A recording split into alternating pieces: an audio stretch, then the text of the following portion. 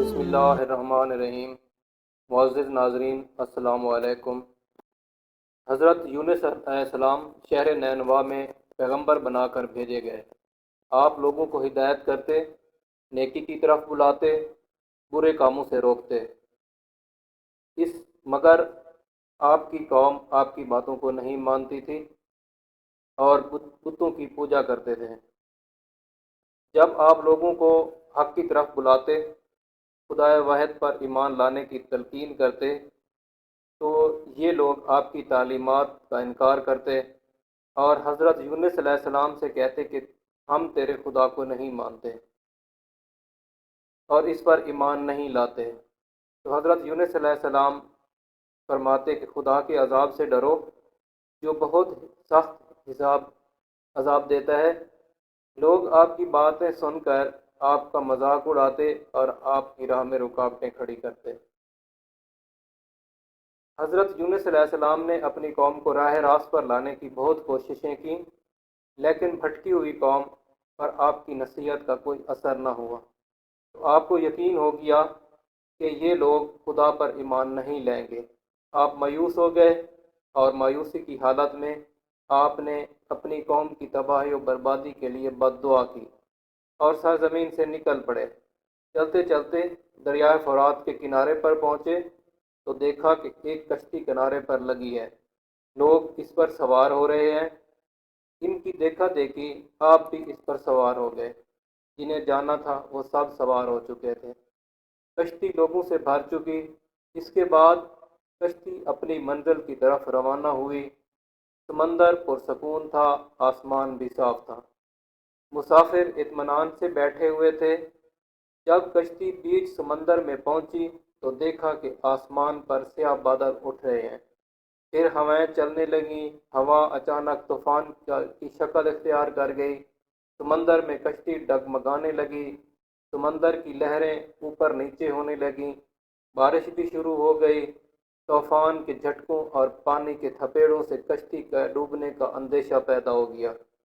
کشتی میں بیٹھے ہوئے مسافروں میں سے ایک نے کہا کہ معلوم ہوتا ہے کہ کشتی میں کوئی ایسا شخص بھی سوار ہے جس سے کوئی بڑی غلطی سرزد ہو گئی ہے۔ جب تک ایسے شخص کو کشتی سے نہ نکالا جائے، کشتی کا صحیح سلامت رہنا محال ہے۔ وہ لوگ کون ہیں؟ وہ شخص کون ہے؟ تو یہ بتانا مشکل ہے جب تک کہ وہ خود کو پیش نہ کرے۔ اس پر حضرت یونس علیہ السلام کھڑے ہو گئے اور کہا کہ میں ہی ہوں جس سے بڑی غلطی سرزد ہو گئی ہے۔ مجھے کشتی سے نکال دیا جائے تو آئی ہوئی مصیبت ٹل سکتی ہے۔ تمام مسافر حضرت یونس علیہ السلام کا منہ تکتے رہ گئے، جس نے خود ہی سب کے سامنے اپنی غلطی کا اظہار کیا۔ پھر سب ایک زبان ہو کر کہا کہ یہ شخص تو فرشتہ صفت انسان معلوم ہوتا ہے، ہم کسی حال میں اسے کشتی سے نہیں نکال سکتے۔ مسافروں میں سے ایک نے تجویز پیش کی کہ قرآن اندازی کی جائے، جس کا نام پرچی میں نکلے وہی سزا کا مستحق ہوگا، ہم اسے کشتی سے نکال دیں گے۔ چنانچہ قرعہ ڈالا گیا۔ پرچی میں حضرت یونس علیہ السلام کا نام نکلا۔ اس عمل سے لوگوں کو اطمینان نہیں ہوا۔ پھر قرعہ ڈالا گیا تو حضرت یونس علیہ السلام کا ہی نام نکلا۔ اس طرح یہ عمل بار بار دہرایا گیا۔ ہر بار یہی ہوا۔ حضرت یونس علیہ السلام نے کہا کہ میں اپنے رب کا نافرمان ہوں، خدا کا حکم بھی یہی ہے، مجھے دریا میں ڈال دو، تمام مسافروں کی جان بچ جائے گی۔ حضرت یونس علیہ السلام نے کشتی کے مسافروں سے اور ملاح سے بار بار کہا کہ وہ کشتی سے چھلانگ لگانے کے لیے تیار ہیں، اس لیے میں نے اللہ کے حکم کا انتظار نہیں کیا۔ آخرکار کشتی کے مسافروں اور ملاح نے مان لیا اور حضرت یونس علیہ السلام کو دریا میں پھینک دیا۔ دریا میں ایک مچھلی حضرت یونس علیہ السلام کی طرف بڑھی اور نگل گئی۔ اللہ نے مچھلی سے کہا کہ یہ تیری خوراک نہیں ہے، یہ تیرے پیٹ میں امانت ہے، اسے واپس کرنا ہے۔ چنانچہ آپ مچھلی کے پیٹ میں اندھیرے میں رہے، اللہ کا ذکر کرتے رہے، معافی طلب کرتے رہے۔ آپ پکار کر کہتے تھے کہ اے اللہ، تیرے سوا کوئی عبادت کے لائق نہیں، تو پاک ہے، بلا شبہ میں نے اپنے ہی نفس پر ظلم کیا، میں ظالموں میں سے ہوں۔ اللہ تعالیٰ نے آپ کی پکار سن لی۔ آپ مچھلی کے پیٹ میں محفوظ رہے۔ مچھلی نے دریا کے کنارے پر اگل دیا، اور آپ مچھلی کے پیٹ سے باہر آئے تو بہت کمزور اور نڈھال تھے۔ آپ نے کھلی فضا میں سانس لیا، اللہ کا شکر ادا کیا۔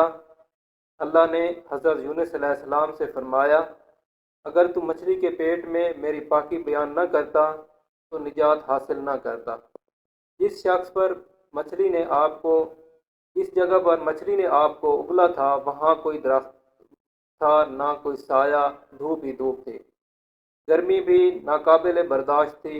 اللہ کے حکم سے وہاں ایک بیل دار پودا اگایا، پودے کی بیل سے سایہ آ گیا، آپ سایہ تلے بیٹھ گئے، اللہ کا ذکر کرنے لگے۔ کہا جاتا ہے کہ آپ کے پاس ایک ہرنی آتی تھی، اپنا دودھ پلاتی تھی۔ اللہ تعالیٰ فرماتا ہے، ہم نے بغیر گھاس کے زمین پر ڈالا اور وہ بیمار تھا، اور ہم نے بیل دار درخت اگایا، اور ہم نے اس کو 1,00,000 آدمی کی طرف بھیجا، بلکہ اس سے بھی زیادہ، پھر وہ لوگ ان پر ایمان لائے۔ ملک نینوا چھوڑ دینے کے بعد آپ کی قوم آپ کو بہت زیادہ یاد کرنے لگی۔ آپ کے نکل جانے کے بعد پچھتانے لگی۔ لوگوں نے محسوس کیا کہ آپ نبی تھے اور ہدایت کے لیے آئے تھے۔ لوگوں نے اللہ سے معافی طلب کی، اور وہ حضرت یونس علیہ السلام کی آمد کا انتظار کرنے لگے۔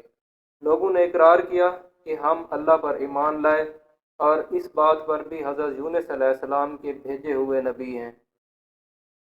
آپ کے لائے ہوئے پیغام پر یقین رکھتے ہیں، اور حضرت یونس علیہ السلام کی تصدیق کرتے ہیں۔ اور قوم کے لوگ ایک دوسرے سے کہنے لگے کہ اگر یونس علیہ السلام ہمارے درمیان آ جائیں تو ہم سب ان کی تعظیم کرنے لگیں گے اور ان کے حکم پر عمل کریں گے۔ اللہ نے حضرت یونس علیہ السلام کو حکم دیا کہ وہ قوم کی طرف جائیں اور اللہ کا پیغام سنائیں، اور انہیں برائی سے روکیں، نیکی کی طرف بلائیں، لوگوں کو آپس میں ایک دوسرے سے اچھا سلوک کرنے کی تلقین کریں۔ چنانچہ اللہ کے حکم پر جب آپ اپنی قوم کی طرف لوٹ آئے تو قوم نے خوشی اور مسرت کا اظہار کیا۔ آپ علیہ السلام کی آمد پر اللہ کا شکر ادا کیا۔ واپس آ کر حضرت یونس علیہ السلام نے تبلیغ شروع کر دی، ہدایت دینے لگے، اور برے کاموں سے دور رہیں اور ضرورت مندوں کی مدد کریں، بھوکوں کو کھانا کھلائیں، ننگوں کو کپڑا پہنائیں، کسی کے ساتھ برا سلوک نہ کریں۔